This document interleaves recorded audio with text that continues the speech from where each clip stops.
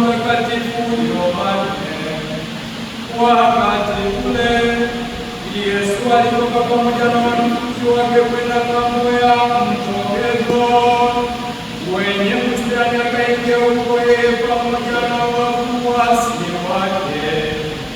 Yordani alimtoa alipajua mahali pale, kwa maana Yesu alifika huko mara nyingi pamoja na wafuasi wake. Basi Yuda alipokwisha kupokea kikosi cha maaskari na watumishi waliotoka kwa makuhani wakuu na Mafarisayo, wakaja huko na taa na mienge na silaha. Basi Yesu akijua yote atakayopata, akatokea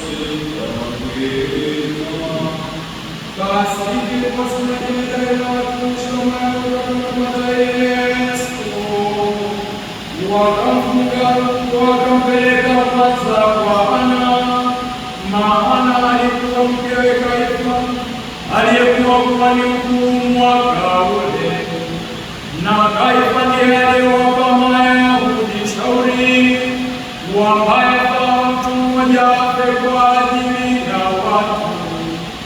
Lakini Simoni Petro alimfuata Yesu pamoja na mfuasi mwingine, na yule mfuasi alikuwa anajulikana na kuhani mkuu. Akaingia pamoja na Yesu katika beo la kuhani mkuu, lakini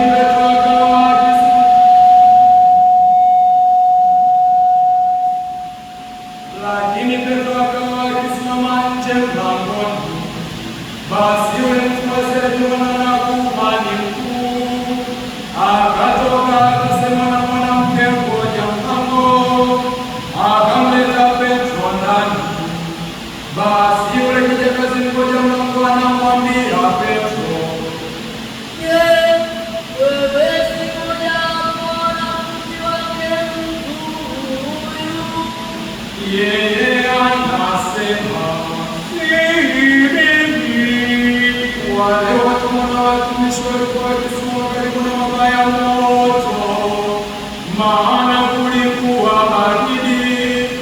wakawa wakiota moto, naye Petro alikuwako pamoja nao, akasimama na kuota moto.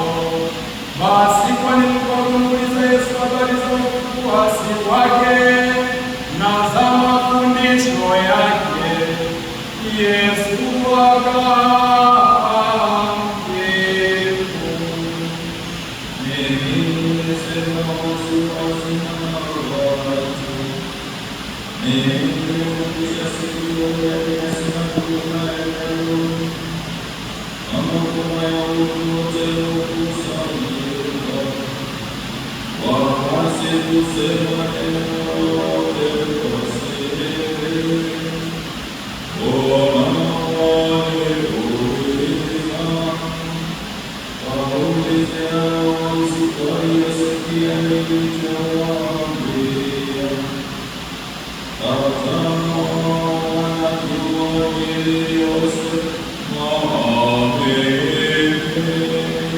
alipokwisha sema hayo, mmoja wa watumishi alisimama karibu akampiga Yesu kofi akisema, ndivyo unavyonikuwa mkuu.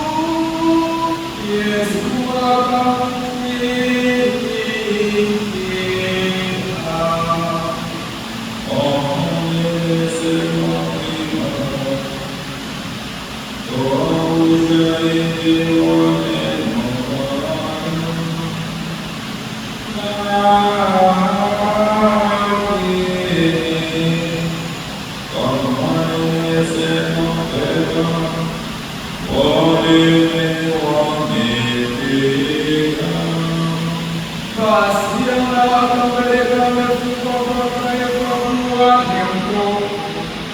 Simoni Petro akawa amesimama akiota moto.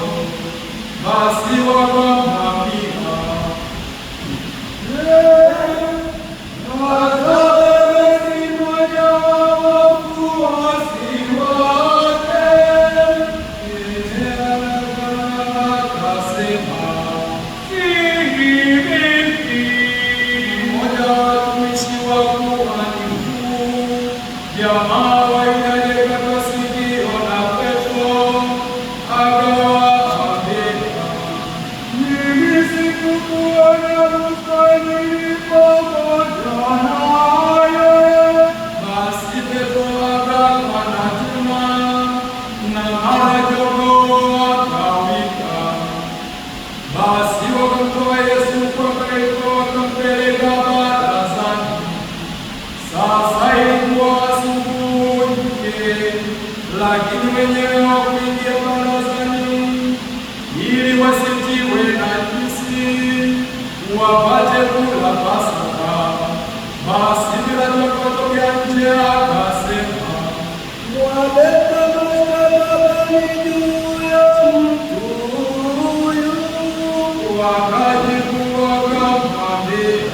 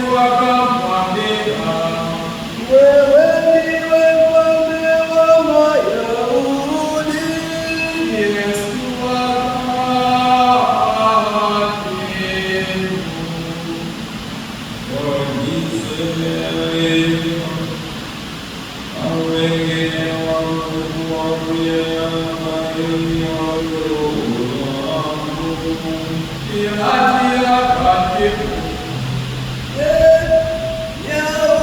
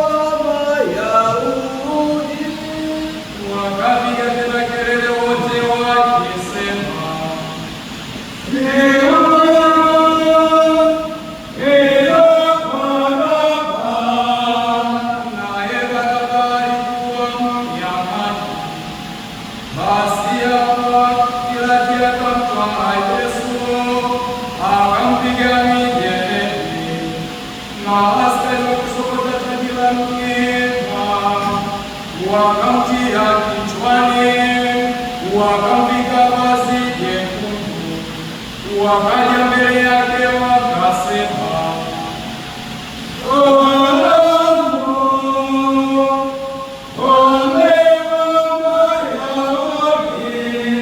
wakampiga makofi.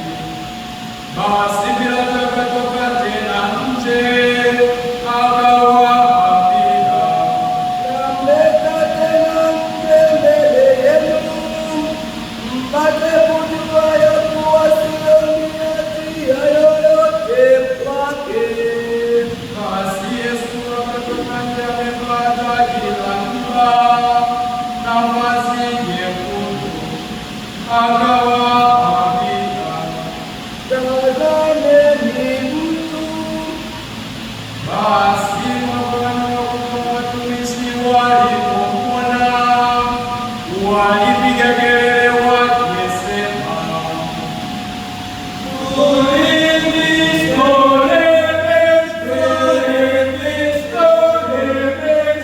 Pilati akawaambia, Twaeni ninyi mkamsulubishe, kwa maana mimi sioni kisa kwake.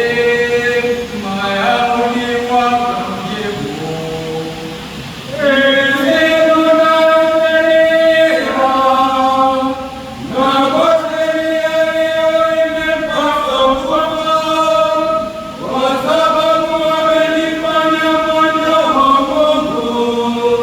basi Pilati aliposikia neno hilo akazidi kuogopa, akaingia tena barazani, akamwambia Yesu, Umetoka wapi wewe?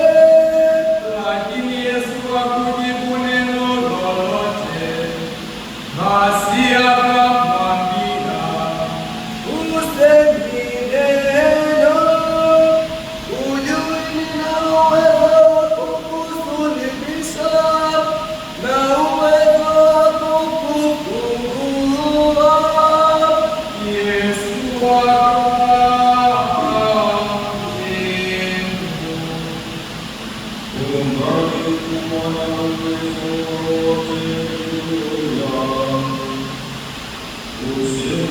Amen.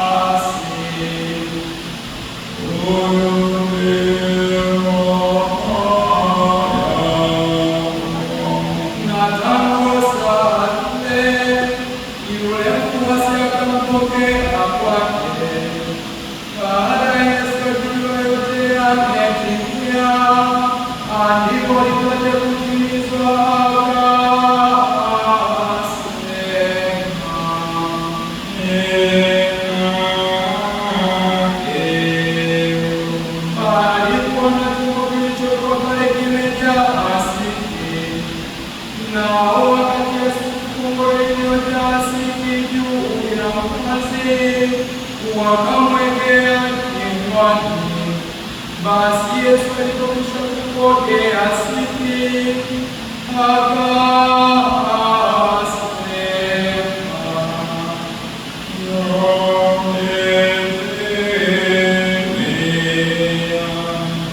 akainamisha kichwa, akaitoa roho.